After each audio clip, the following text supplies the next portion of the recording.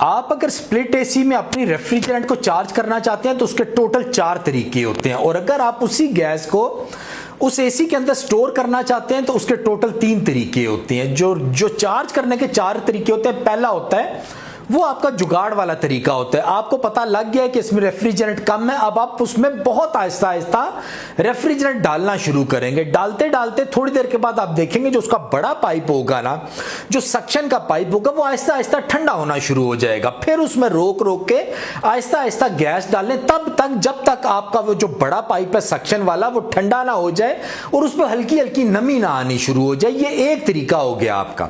दूसरा तरीका होता है गेज के थ्रू। आपको गैस कम है, गेज लगाएंगे, गेज आपको बता देगी इसमें कितनी गैस कम है। R22 है तो 68 होनी चाहिए, R410 R32 है तो 120 होनी चाहिए। वो जितनी कम हो उसको गेज लगाएं और गेज के साथ हिसाब से उस रेफ्रिजरेंट को उसमें पूरा कर लें। तीसरा तरीका यह है कि आपके पास गेज भी नहीं है मौजूद, तो अब आप उसके साथ एम्पेयर मीटर लगा दें।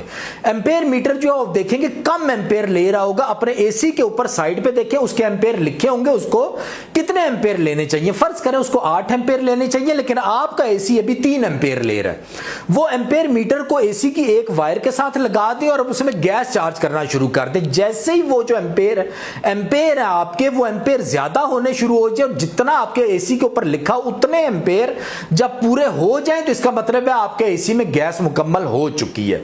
यह तीसरा तरीका हो गया। चौथा तरीका होता है वजन के हिसाब के। आपका एसी मौजूद है, उसके ऊपर लिखा हुआ है कि इसमें कितने ग्राम उसके अंदर गैस जानी है, उतना उसको तोलें, साइड पे उसको वेट करें। वेट करने के बाद उतने ग्राम जो रेफ्रिजरेंट है वो उस एसी के अंदर डाल दें। ये 4 तरीके टोटल होते हैं। इसी तरह स्टोर करने के लिए भी जो सबसे पहला तरीका होता है वो जुगाड़ वाला होता है। आपने अपने एसी को चला दिया, चलाने के बाद आपने उसका टेम्परेचर जो है 16 पे कर दिया। 16 पे करने के बाद उसके कंप्रेसर के चलने का इंतजार किया। कंप्रेसर चलने के बाद आपने उसकी छोटी एलएन की जो आपकी डिस्चार्ज की लाइन है वो उसको बंद कर दिया। बंद करने के बाद आप तकरीबन 30-40 सेकंड रुके। रुकने के बाद आप उसका जो बड़ा पाइप है, सक्शन का पाइप है, उसको बंद कर दें और फिर साथ ही अपने एसी को जो है वो बंद कर दें एकदम से। ये पहला तरीका है आपके रेफ्रिजरेंट को स्टोर करने का।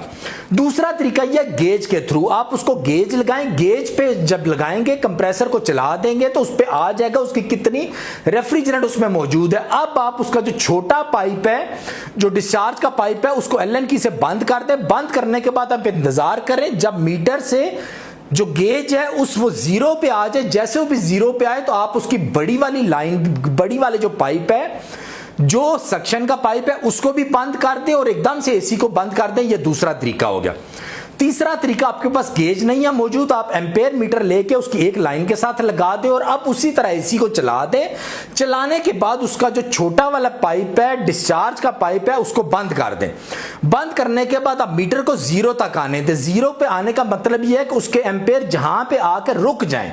यानी अगर फर्ज करें पहले उसके एम्पेयर वो 6 एम्पेयर ले रहा था ना, वो आहिस्ता नीचे आते आते आते आते एक पॉइंट आएगा जहां पे फर्ज कर ले वो 2 एम्पेयर पे आने के बाद मजीद एम्पेयर उसके नीचे नहीं जाएंगे। तो इस पॉइंट के ऊपर जहां पे वो 2 एम्पेयर ले रहा है और मजीद एम्पेयर नीचे नहीं जा रहे, इस पॉइंट के ऊपर एकदम से उसकी बड़े पाइप की जो एलएन की है, जो सक्शन की एलएन की है, उसको भी बंद कर दें और साथ ही अपने यूनिट को भी बंद कर दें। तो ये टोटल 3 तरीके हैं आपके रेफ्रिजरेंट स्टोर करने के।